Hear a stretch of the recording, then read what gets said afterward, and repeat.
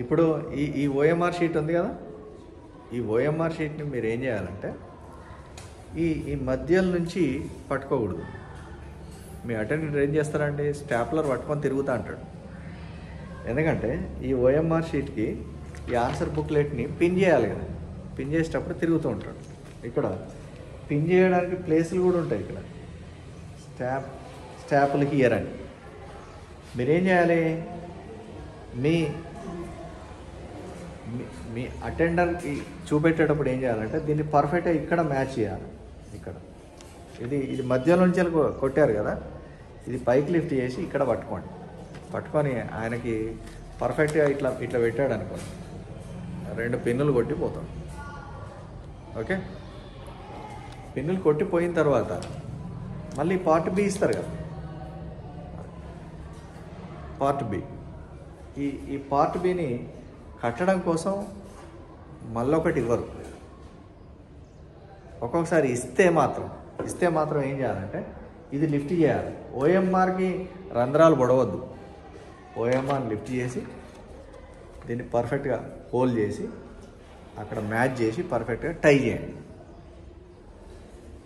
లేకపోతే ఇదంతా కాదు, ఇది అన్నీ ఇచ్చిన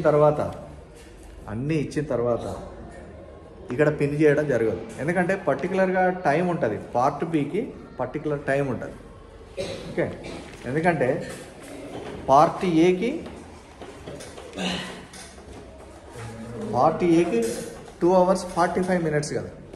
2 hours 45 minutes అంటే బిఫోర్ 15 minutes ఇస్తారు. పార్ట్ బి 15 నిమిషాల ముందు ఇస్తారు. ఓకేనా, 15 నిమిషాల ముందు ఇచ్చిన తర్వాత పిన్ కొట్టడం జరగదు. ఎప్పుడు పిన్ కొడతారు, ఓఎంఆర్ షీట్ ఇస్తారు, బుక్లెట్ ఇస్తారు, ఇచ్చిన తర్వాత పిన్ కొట్టడం కోసం అటెండర్ వస్తాడు మీ దగ్గరికి. ఓకే, పిన్ కొట్టండి. తర్వాత టై చేసేటప్పుడు మాత్రం ఇది పర్ఫెక్ట్గా టై చేయండి, పార్ట్ బిని కరెక్ట్గా టై చేయండి. ఓకే, ఇది ఎగ్జామ్ రాసేటప్పుడు మంచి మనసుతో చేయండి. మీరు చికాకుతో ఉండకూడదు. టైంకి రీచ్ కావాలి సెంటర్ని. అందరికంటే ఒక 5 నిమిషాలు లేట్ అయ్యారనుకోండి, ఏం కాదు, ధైర్యంగా ఉండండి. ఓకే, లేట్ కాకుండా వెళ్ళడానికి ట్రై చేయండి. ఒకవేళ లేట్ అయినా మంచిగా నీ సీటు ఫస్ట్ పర్ఫెక్ట్గా దొరకబట్టుకొని, ఓకే, మీరు గేట్ దగ్గరే ఉంటాయి, హాల్ టికెట్ నంబర్స్ ఉంటాయి. From to A hall ticket number నుండి ఏ హాల్ టికెట్ వరకు ఏ రూమ్లో పడ్డాయి, నీ హాల్ టికెట్ నెంబర్ ఏంటి, నీకు గుర్తున్నా కూడా వదిలిపెట్టు.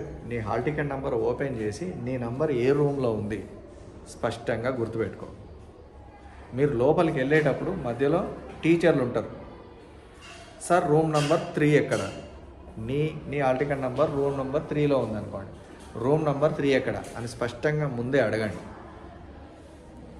లోపలికి వెళ్ళిన తర్వాత రూముల దగ్గరికి వెళ్ళి రూమ్ నెంబర్ ఇట్లా చూసుకుంటూ వెళ్ళకండి. రూమ్ నెంబర్ 3 ఎక్కడ, నీ హాల్ టికెట్ నెంబర్ ఎక్కడుంది, రూమ్ నెంబర్ 3లో ఉంది, రూమ్ నెంబర్ 3 ఎక్కడ అడిగేదాకా అక్కడ కదలకండి. వాళ్ళు చెప్పేదాకా స్పష్టంగా ఎట్లా వెళ్ళాలి పర్ఫెక్ట్గా తెలుసుకోండి. హాయిగా నడుచుకుంటూ వెళ్ళండి.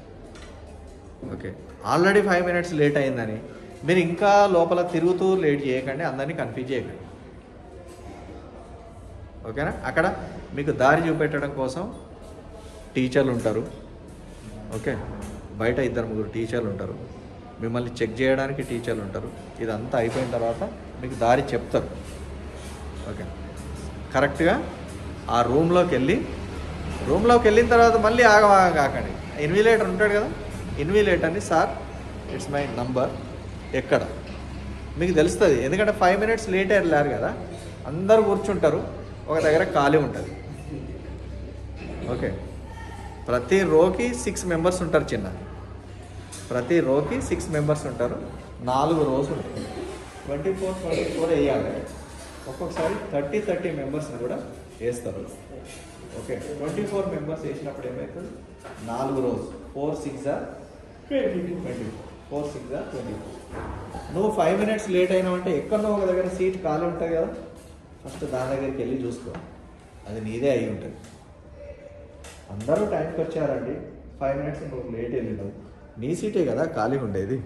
ఫస్ట్ సీట్ పైన కూర్చునే ముందు అక్కడ హాల్ టికెట్ నెంబర్ రాసి ఉంటుంది, అది ఇది సేమేనా, అక్కడ కూర్చోండి.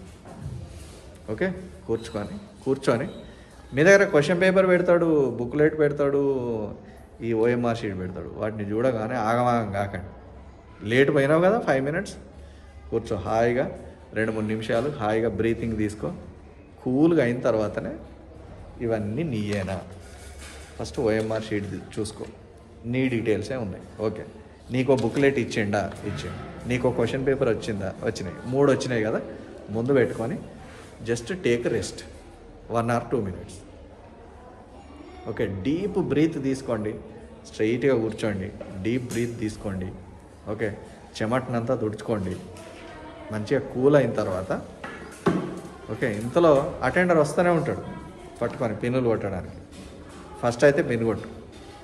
ఓకే, ఈ నంబర్స్ ఈ 2-3 ఫిలప్ చేయండి. 4 కాలమ్స్ ఫిలప్ చేయాలి కదా, కాలమ్స్ ఫిలప్ చేసి అక్కడ పడేసి ఇక క్వశ్చన్ పేపర్ పట్టుకొని ఆగమాగం కాకండి. మనసు బాగా అయింది, నేను మళ్ళీ నార్మల్ స్టేట్కి వచ్చినా అన్న తర్వాతనే పేపర్ ఓపెన్ చేసి క్వశ్చన్ పేపర్ని చదవాలి. ఈ క్వశ్చన్ పేపర్ని చదివేటప్పుడు కూడా ఆగమాగం చదవకండి. ఓకే, క్వశ్చన్ పేపర్ని చదివేటప్పుడు చాలా సింపుల్గా అంటే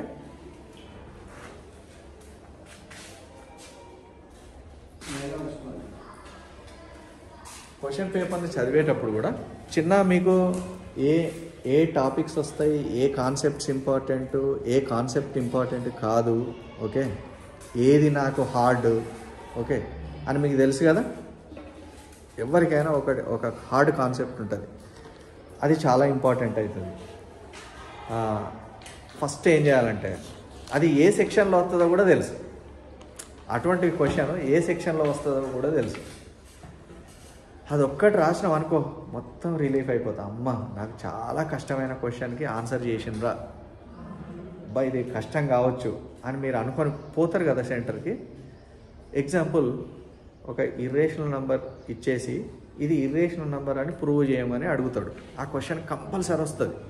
కానీ అది ఎప్పుడు చేసినా నువ్వు రాంగ్ చేసేది. ఇక్కడ స్కూల్లో రాసిన ఎగ్జామ్స్లో రాంగ్ రాసేది.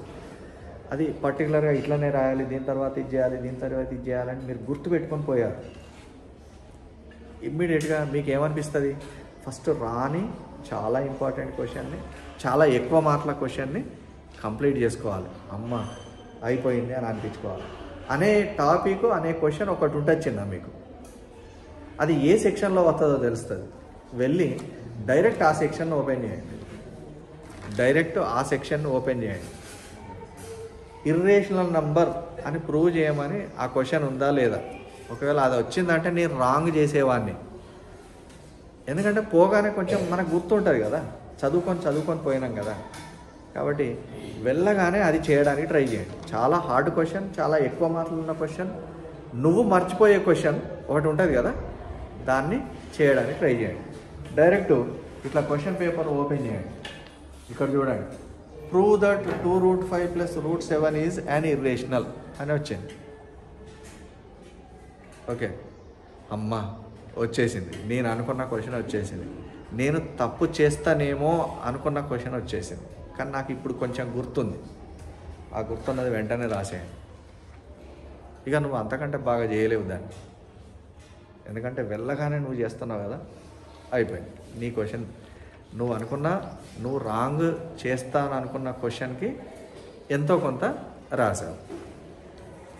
డైరెక్ట్ పోవాలి, సెక్షన్ 2 అని రాసుకోవాలి. సెక్షన్ 2 క్వశ్చన్ నెంబర్ ఏంటి చిన్న 12 అని హాయిగా ఆ 12th క్వశ్చన్కి ఆన్సర్ రాయండి ఫస్ట్ అయితే. ఎందుకంటే నువ్వు మర్చిపోతావేమో, ఇంకా లేట్ అవుతా అంటే మర్చిపోతావేమో, కాబట్టి ఆ క్వశ్చన్కి ఆన్సర్ రాసేసినావు. ఇక నెమ్మదిగా అదొకటే నీ ప్రాబ్లం, ఆ ప్రాబ్లమ్ని క్లియర్ చేసేసుకున్నాం. దానికి 4 మార్క్స్ అయితే, ఇది దేనికి వచ్చింది ఇప్పుడు 4 మార్క్స్ క్వశ్చన్లో వచ్చింది.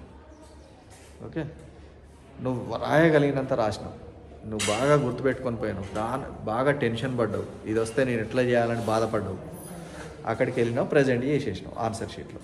ఓకే, ఇక రిలీఫ్గా నాకు కష్టమైన క్వశ్చన్ ఇదే అనుకున్నా, ఇది వచ్చింది, దీనికి చెయ్యగలిగినంత చేసిన. 4 మార్కుల క్వశ్చన్ అయితే అట్లీస్ట్ 3 అయినా పడతాయి నాకు అన్న ధైర్యంతో ఇక క్వశ్చన్ పేపర్ను ఓపెన్ చేసి నెమ్మదిగా ఫస్ట్ 2 మార్క్స్ క్వశ్చన్ చూసుకోండి, చదవండి.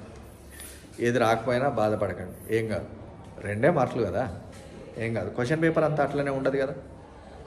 ఓకే, సెక్షన్ 2 చదువుకోండి, సెక్షన్ 3 చదువుకోండి.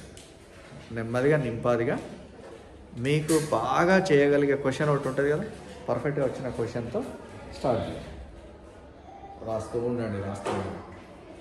ఈ క్వశ్చన్కి ఆన్సర్ రాసేటప్పుడు ఇంకో క్వశ్చన్ గురించి ఆలోచించండి. మీరు example find HCF of 96 168 by using Euclid algorithm method అని అనుకోండి. ఈ క్వశ్చన్కి మీరు ఆన్సర్ చేస్తున్నారు. ఇప్పుడు ఆన్సర్ చేసేటప్పుడు దీన్ని ఎంత బాగా ప్రజెంట్ చేయాలన్నా అని ఆలోచించాలి తప్ప దీనికి ఎంత బాగా ఆన్సర్ రాయాలన్నా అని ఆలోచించాలి తప్ప మీరు అరే ఇది రాసేటప్పుడు ఇంకో క్వశ్చన్కి దానికి సంబంధించిన ఆన్సర్ గురించి ఆలోచించకండి. ఓకే, ఫస్ట్ దీన్ని పర్ఫెక్ట్గా ఆన్సర్ చేయడానికి ట్రై చేయండి. మీకున్న సర్వశక్తుల్ని టోటల్ కాన్సన్ట్రేషన్స్ మొత్తం దీనిపైనే సెంట్రలైజ్ చేయండి. మీకున్న ఎనర్జీని అంతా దానిపైనే సెంట్రలైజ్ చేయండి. దాన్ని ఎట్లా చేయాలని ఆలోచించండి, ఇంకో క్వశ్చన్ గురించి ఆలోచించకండి. అట్లా ఓకే, అట్లా నెమ్మదిగా ఒక్కొక్క క్వశ్చన్కి ఆన్సర్ చేస్తూ టోటల్గా చేస్తూ ఉంటే మీకు కాన్ఫిడెన్స్ వస్తూ ఉంటుంది. చేయండి. ఏదైనా మిస్టేక్ జరిగింది అనుకోండి, మీరు ఆన్సర్స్ రాస్తూ ఉంటే మిస్టేక్స్ జరిగింది అనుకోండి. మొన్న MEO సార్ వచ్చినప్పుడు కూడా ఇది చెప్పిండు మన దగ్గర. ఏమని చెప్పిండు? ఇది మిస్టేక్ అయిందని నీకు తెలిస్తే ఇష్టం వచ్చినట్టు గీతలు గీయకండి. Okay, leave it as it is. దాన్ని అట్లానే లీవ్ చేయండి, వదిలిపెట్టి ఆ స్టెప్ రాంగ్ అనిపించింది కదా, దాని కింద రైట్ చేసుకుంటూ వెళ్ళండి. అంతే తప్ప దాన్ని హైలైట్ చేయకండి. ఓకే, దాన్ని హైలైట్ చేయకండి.